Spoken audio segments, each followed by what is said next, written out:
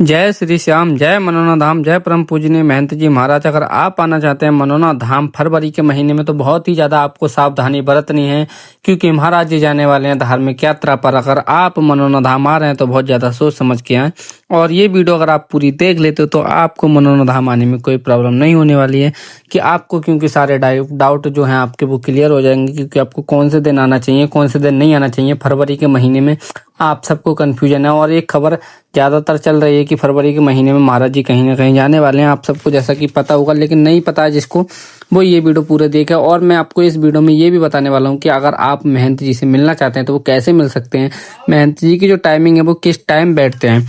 और दूसरी बात यह है कि अगर महंत जी से आप आशीर्वाद लेना चाहते हैं, फिर अपने मरीज को दिखाना चाहते हैं, तो वो कैसे दिखाओगे, टोकन कैसे मिलता है, और बीमारी खत्म यहाँ पे मतलब मिनटों में, सेकंडों में कैसे आपको चमत्कार अपनी आंखों से लाइव देखने हैं, वो सारी चीजें इस वाली वीडियो में मिल जाएगी आपको देखने के लिए, अगर आप पूरा देख लेते हो। क्योंकि महंत जी का यहाँ पे बहुत ही ज्यादा महत्व बनता है। अगर आप मनोना धाम आए, महंत जी से नहीं मिल पाए, तो आपका आना अधूरा रह जाएगा।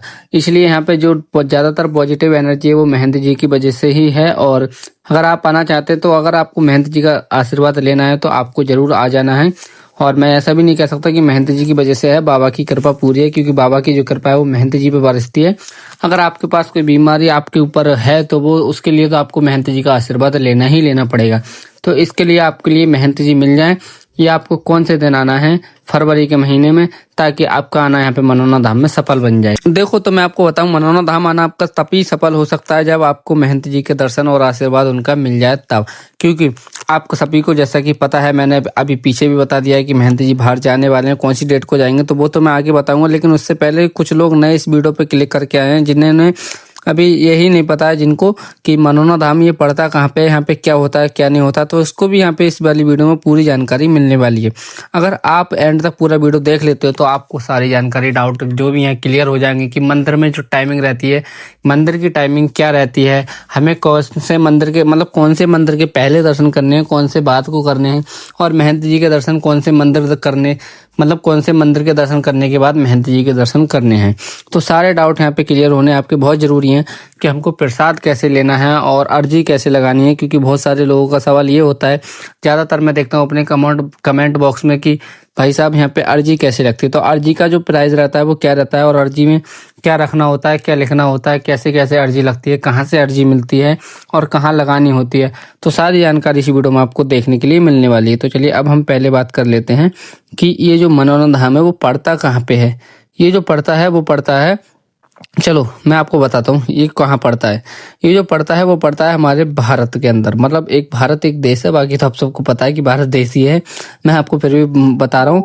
ये भारत देश के अंदर उत्तर प्रदेश में, भारत देश है, भारत देश के अंदर उत्तर प्रदेश है, उत्तर प्रदेश में है जिला बरेली। तो ये जिला बरेली में पड़ता है मनोना धाम, जो कि चमत्कारी धाम के नाम से भी बहुत ज़्यादा फेमस आजकल हो रखा है। सबकी जबान पे यही है, जय मनोना धाम, जय चमत्कारी मनोना धाम। चमत्कारी मनोना धाम के नाम से भी यहाँ पे काफ़ी सारे भक्त लोग जानते हैं और काफ़ी सारे लोग भी जानते हैं। तो सब लोग यहाँ पे जानते हैं। इसके कई नाम हो चुके हैं, एक तो धाम हो चुका है, एक तो मनोना धाम हो चुका है, और चमत्कारी मनोना धाम भी हो चुका है, और महंत जी महाराज वाला धाम भी हो चुका है। यहाँ पे इस धाम के भी कई नाम दिए गए हैं। तो आपको मैंने बता दिया कि जो पड़ता है वो तो पड़ता है बरेली जिले में, यूपी 25। अब बरेली से कितना दूर है, मतलब बरेली जिले में किस साइड को पड़ता है, कहाँ पड़ता है, कौन से कस्बे के पास पड़ता है, तो वो मैं आपको बता दूं। ये जो पड़ता है वो पड़ता है जिला बरेली में आंवला की जो दूरी है बरेली से, वो है लगभग मेरे हिसाब से 45 से या फिर 40 के बीच में। तो अगर 45 से 40 के बीच में आप लोग बस का भी ट्रैक करके आ सकते हो, टेम्पो से भी आ सकते हो, बस से भी, ट्रेन से भी आ सकते हो। यहाँ पे सारी चीज़ें अवेलेबल आपको मिल जाएंगी अगर आप बरेली से आना चाहते हो।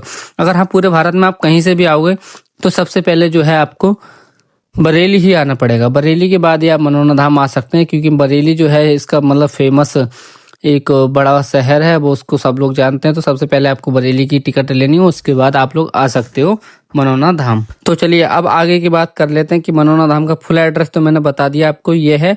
अब बात करते हैं कि यहाँ पे मंदिर की टाइमिंग जो रहती है वो क्या रहती है।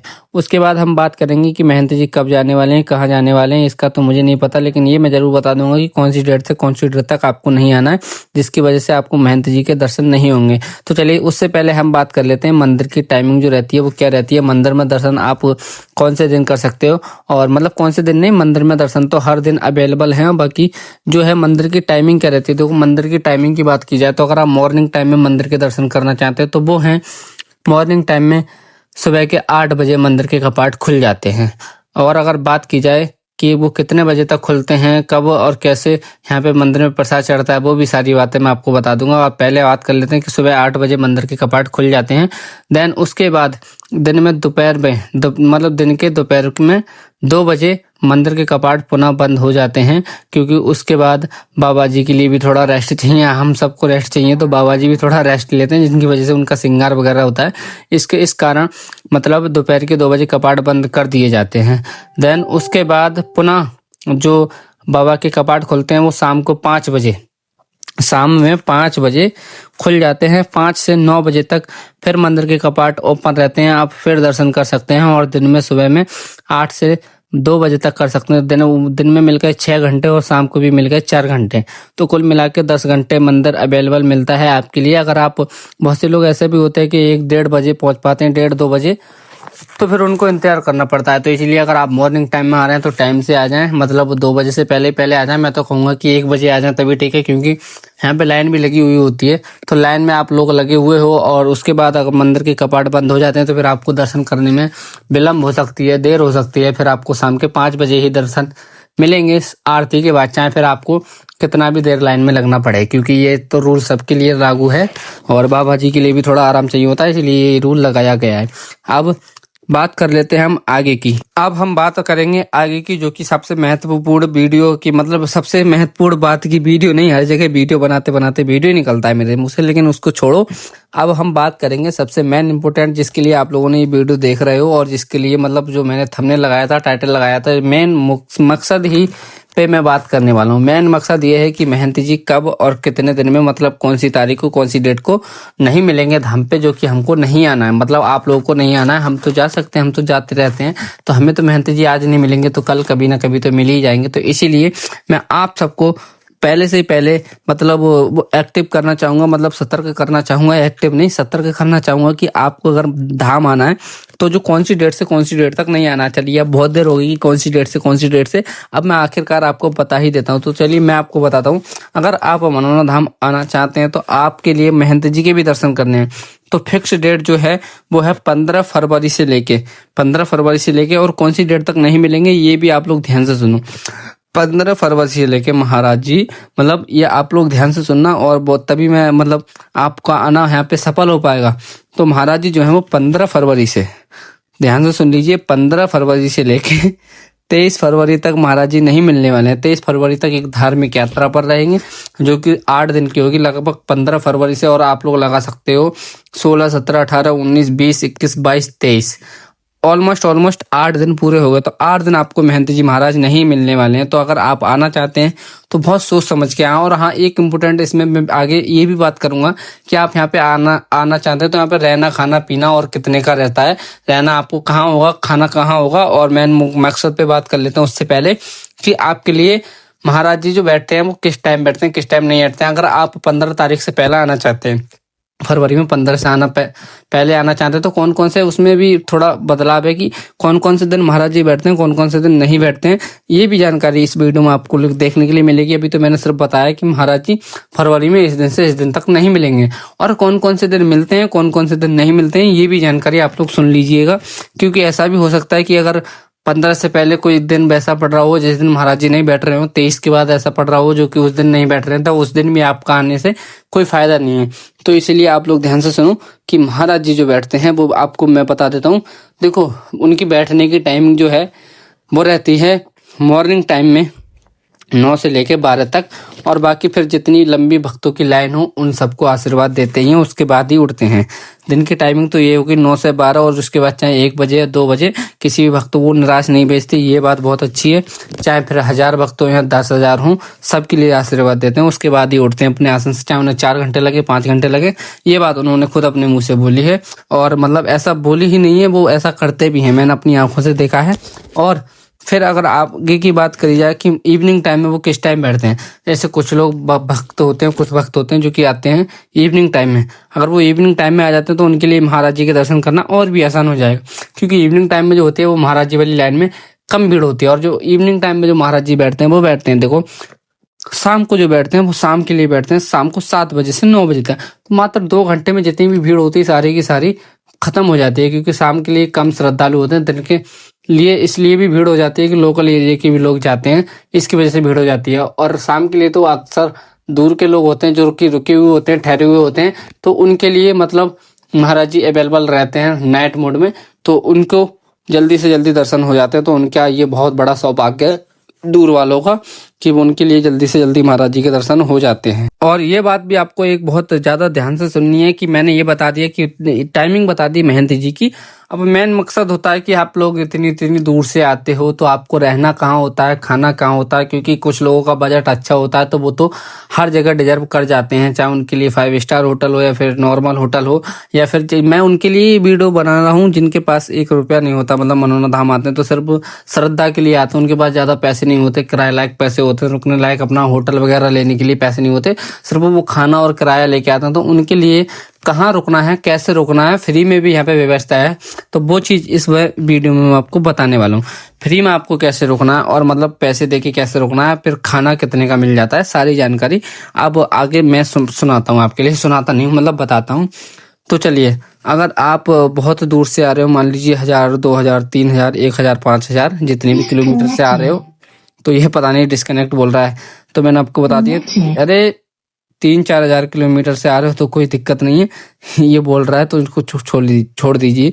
तो अगर आप कितनी भी दूर से आ रहे हो तो आपको रहना खाना कैसे होगा, कहाँ पे होगा, मैं आपको बता देता हूँ। अगर आप देखो घर से अच्छे खासे हो, आपके पास पैसा है, शोहरत है, दौलत है, तो आप तो यहाँ पे होटल भी ले सकते हो। होटल का जो प्राइस रहता है वो कितना रहता है, होटल का जो प्राइस रहता है वो यहाँ पे मतलब 500 रुपये से स्टार्टिंग है भाई, और उसके बाद कोई क्षमता नहीं है। 500 से लेके 1000, 2000, 4000, 5000, 6000 तक, 8000, 9000, मतलब जैसा आप रिजर्व कर सकते हो। होटल की कोई यहाँ पे कीमत नहीं है, 500 रुपये से कितना भी महंगा ले सकते हो जैसा आप लेना चाहते हैं।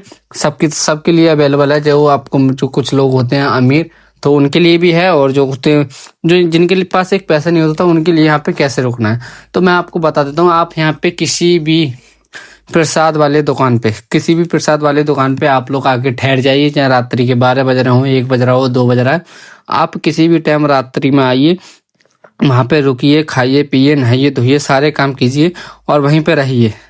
कोई भी दिक्कत वाली बात नहीं होगी आपके लिए, आप वहाँ पे रहोगे, आप बिल्कुल सेफ रहोगे, क्योंकि यहाँ पे जितने भी दुकानदार वगैरह हैं सबकी नीयत बहुत अच्छी है, और किसी का कोई सामान वगैरह कहीं से टस से मस नहीं होता है। आप लोग बहुत आराम से यहाँ पे रह सकते हो। तो आपको सिर्फ करना कुछ नहीं होगा, वहाँ पे आपको कुछ टैक्स पे नहीं करना होगा। अगर वहाँ पे आप 1 रात रुक रहे हो तो आपको सिर्फ प्रसाद लेना होगा, जो कि प्रसाद की कीमत नॉर्मल होती है कि आपको सबको पता है कि 50 रुपये और 100 रुपये, तो आप 50-100 वाला कोई सा भी एक प्रसाद ले सकते हैं। उसमें ही आपके लिए पूरी रात फ्री यहाँ पे रुकने ठहरने के लिए, ठंड से बचना हो जाएगा, क्योंकि अभी के टाइम पे आप सबको पता है कि कितनी भारी कड़ी ठंड पड़ रही है। तो इसलिए आपके लिए जिसके पास पैसे नहीं है उनके लिए भी यहाँ पे रुकने की बहुत अच्छी व्यवस्था है। अब जो मेन बात आती है कि वो खाने की क्या है, खाने की जो बात आती है कि यहाँ पे खाना कितने रुपए का मिल जाता है।